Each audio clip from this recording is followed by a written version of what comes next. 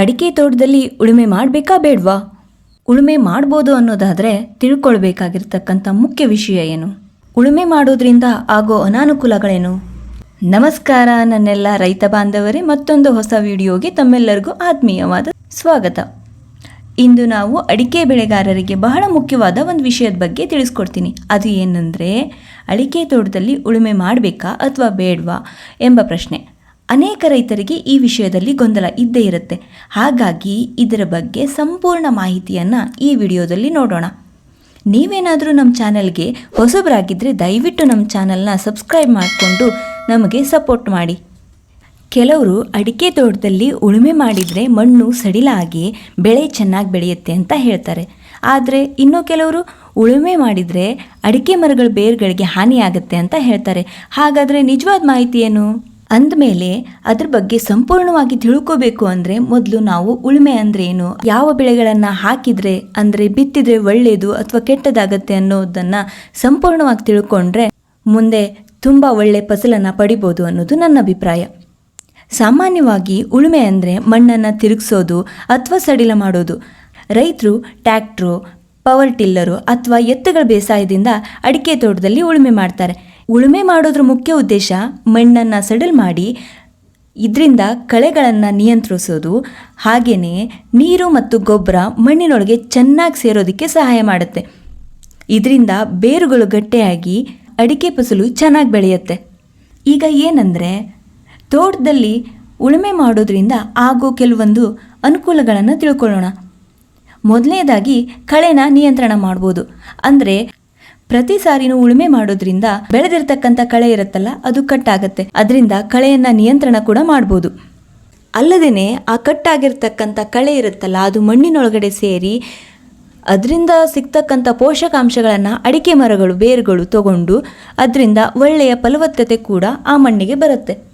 ಎರಡನೇದಾಗಿ ಏನಪ್ಪ ಅಂದರೆ, ಮಣ್ಣು ಸಡಿಲಗೊಳ್ಳುತ್ತೆ. ಮಣ್ಣು ಸಡಿಲಗೊಳ್ಳೋದ್ರಿಂದ ಗಟ್ಟಿಯಾಗಿ ಇರದೇ ಇರೋದ್ರಿಂದ ಬೇರುಗಳು ಆರಾಮವಾಗಿ ಆಳಕ್ಕೆ ಹೋಗ್ತವೆ. ಇದರಿಂದ ಭೂಮಿಯೊಳಗಡೆ ಇರ್ತಕ್ಕಂಥ ಖನಿಜಾಂಶಗಳು ಮರಗಳಿಗೆ ಸಿಗುತ್ತೆ ಅಂತ ಹೇಳ್ಬೋದು. ಮೂರನೇದಾಗಿ ಮಣ್ಣು ಸಡಿಲಾಗಿರೋದ್ರಿಂದ ನೀರು ಒಳಗೆ ಹೋಗೋದಕ್ಕೆ ಸಹಾಯ ಆಗುತ್ತೆ. ಮಳೆ ಬಂದಾಗ ಅಥವಾ ನೀರಾವರಿ ಮಾಡಿದಾಗ ಮಣ್ಣು ಸಡಿಲ ಇರೋದ್ರಿಂದ ನೀರು ಮಣ್ಣಿನೊಳಗಡೆ ಚೆನ್ನಾಗಿ ಒಳಗೆ ಹೋಗಿ ನಮ್ಮ ಅಂತರ್ಜಲ ಮಟ್ಟ ಕೂಡ ತುಂಬ ಚೆನ್ನಾಗಿ ಅಭಿವೃದ್ಧಿ ಆಗುತ್ತೆ. ನಾಲ್ಕನೇದಾಗಿ ಏನಪ್ಪ ಅಂದರೆ, ನಾವು ಹಾಕೋ ಗೊಬ್ಬರಗಳು ಮಣ್ಣಿನೊಳಗಡೆ ನೇರವಾಗಿ ಹೋಗಿ ಬೇರುಗಳಿಗೆ ಸಿಕ್ಕು ಇದರಿಂದ ಮರಗಳ ಬೇರುಗಳು ಚೆನ್ನಾಗಿ ಗೊಬ್ಬರಗಳನ್ನು ತೆಗೆದುಕೊಂಡು ಪೋಷಕಾಂಶಯುಕ್ತವಾಗಿ ಬೆಳಿತಾವೆ. ಈಗ ನಮಗೆ ಅರ್ಥ ಆಯಿತು ಮಣ್ಣನ್ನು ಉಳುಮೆ ಮಾಡೋದ್ರಿಂದ ಎಷ್ಟೆಲ್ಲ ಉಪಯೋಗ ಇದೆ ಅಂತ ಹೇಳಿ. ಹಾಗಾದರೆ ಒಂದು ವಸ್ತು ಅಂದಮೇಲೆ ಎಷ್ಟು ಅನುಕೂಲ ಇದೆಯೋ ಅದಕ್ಕಿಂತ ಹೆಚ್ಚಾಗಿ ಅಥವಾ ಅದರಷ್ಟೇ ಅನಾನುಕೂಲ ಕೂಡ ಇರುತ್ತೆ. ಹಾಗಾದರೆ ಅನಾನುಕೂಲ ಏನಪ್ಪ ಅಂದರೆ, ಅಡಿಕೆ ಮರಗಳ ಬೇರುಗಳು ಸಾಮಾನ್ಯವಾಗಿ ಆಳಕ್ಕಿಂತ ಹೆಚ್ಚಾಗಿ ಭೂಮಿ ಮೇಲೇ ಹರಡ್ಕೊಂಡಿರುತ್ತವೆ. ನಾವೇನಾದರೂ ಉಳುಮೆ ಮಾಡೋದ್ರಿಂದ ಬೇರುಗಳು ಕಟ್ಟಾಗೋ ಚಾನ್ಸಸ್ ತುಂಬ ಇರುತ್ತೆ.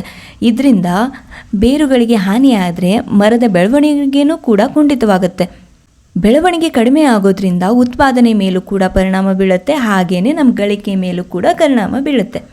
ಬೇಸಿಗೆ ಸಮಯದಲ್ಲಿ ಮಣ್ಣಿನಲ್ಲಿ ಇರ್ತಕ್ಕಂಥ ತೇವಾಂಶ ಬೇಗ ಆವಿಯಾಗಿ ಹೋಗ್ಬೋದು.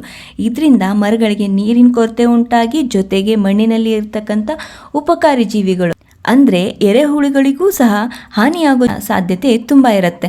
ಎರೆಹುಳುಗಳಿಗೆ ತೊಂದರೆ ಆಗೋದ್ರಿಂದ ಮಣ್ಣಿನ ಫಲವತ್ತತೆ ಇಂಡೈರೆಕ್ಟ್ ಆಗಿ ಕಡಿಮೆ ಆಗ್ತಾ ಹೋಗುತ್ತೆ. ಉಳುಮೆ ಮಾಡೋದ್ರ ಬಗ್ಗೆ ಕೃಷಿ ತಜ್ಞರು ಹೇಳುವಂತೆ ಅಡಿಕೆ ತೋಟದಲ್ಲಿ ವರ್ಷಕ್ಕೆ 1 ಬಾರಿ ಮಾತ್ರ ಉಳುಮೆ ಮಾಡೋದು ಉತ್ತಮ. ಅದು ತುಂಬ ಆಳವಾಗಿರಬಾರ್ದು. ಸುಮಾರು 4ರಿಂದ 5 ಇಂಚುಗಳ ಆಳದಲ್ಲಿ ಮಾತ್ರ ಮಣ್ಣನ್ನು ಸಡಿಲ್ ಮಾಡಿದರೆ ಸಾಕು. ಮಳೆಗಾಲ ಆರಂಭವಾದ ಮೊದಲು ಅಥವಾ ಮಳೆ ಬಂದ ನಂತರ ಉಳುಮೆ ಮಾಡಿದರೆ ಉತ್ತಮ ಫಲಿತಾಂಶ ಸಿಗುತ್ತೆ. ಇತ್ತೀಚಿನ ದಿನಗಳಲ್ಲಿ ಕೆಲವು ರೈತರು ಉಳುಮೆ ಮಾಡೋ ಬದಲು ಮಲ್ಚಿಂಗ್ ಪದ್ಧತಿಯನ್ನು ಬಳಸ್ತಾ ಇದ್ದಾರೆ. ಅಂದರೆ ಅಡಿಕೆ ಮರಗಳ ಸುತ್ತಲೂ ಒಣ ಎಲೆಗಳನ್ನು ಅಥವಾ ಸಾವಯವ ವಸ್ತುಗಳನ್ನು ಹಾಸಿ ಮಣ್ಣಿನ ತೇವಾಂಶವನ್ನು ಕಾಪಾಡ್ತಾರೆ. ಇದರಿಂದ ಕಳೆಗಳು ಕಡಿಮೆ ಆಗ್ತವೆ ಮತ್ತು ಮಣ್ಣಿನ ಆರೋಗ್ಯವೂ ಉತ್ತಮವಾಗುತ್ತೆ. ಹಸಿರು ಗೊಬ್ಬರ ಬೇರುಗಳನ್ನು ಬೆಳೆಸುವ ಮೂಲಕವೂ ಮಣ್ಣಿನ ಫಲವತ್ತತೆಯನ್ನು ಹೆಚ್ಚಿಸ್ತಾ ಇದ್ದಾರೆ. ಆದ್ದರಿಂದ ಅಡಿಕೆ ತೋಟದಲ್ಲಿ ಉಳುಮೆ ಮಾಡುವಾಗ ತುಂಬ ಜಾಗ್ರತೆಯಿಂದ ಮಾಡಬೇಕು. ಸರಿಯಾದ ಸಮಯದಲ್ಲಿ ಮತ್ತು ಕಡಿಮೆ ಆಳದಲ್ಲಿ ಮಾಡಿದರೆ ಇದು ಉಪಯುಕ್ತವಾಗಬಹುದು.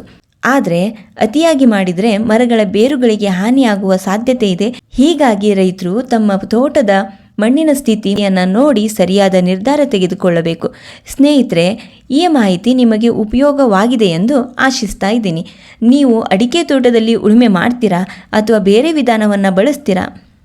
ನೀವು ಅಡಿಕೆ ತೋಟದಲ್ಲಿ ಹೇಗೆ ಉಳುಮೆ ಮಾಡ್ತೀರಾ ಅಥವಾ ಮಲ್ಚಿಂಗ್ ಅಥವಾ ಇನ್ಯಾವುದೋ ಒಂದು ಬೇರೆ ಪದ್ಧತಿಯನ್ನು ಬಳಸ್ತಾ ಇದ್ದೀರಾ ಎಂಬುದನ್ನು ಕಮೆಂಟ್ನ ಮೂಲಕ ತಿಳಿಸಿದರೆ ಇನ್ನೊಬ್ಬ ರೈತರಿಗೂ ಕೂಡ ಉಪಯೋಗ ಆಗುತ್ತದೆ ಎನ್ನುವುದು ನನ್ನ ಭಾವನೆ. ವಿಡಿಯೋ ನಿಮಗೆ ಇಷ್ಟವಾದರೆ ದಯವಿಟ್ಟು ಒಂದು ಲೈಕ್ ಮಾಡಿ ನಿಮ್ಮ ಅಭಿಪ್ರಾಯವನ್ನು ವ್ಯಕ್ತಪಡಿಸಿ ಮತ್ತು ಇಂತಹ ಕೃಷಿ ಮಾಹಿತಿಗಾಗಿ ನಮ್ಮ ರೈತ ಬಾಂಧವ ಕಿರಣ್ ಯೂಟ್ಯೂಬ್ ಚಾನಲನ್ನು ಸಬ್ಸ್ಕ್ರೈಬ್ ಮಾಡುವುದನ್ನು ಮರೆಯಬೇಡಿ. ಧನ್ಯವಾದಗಳು.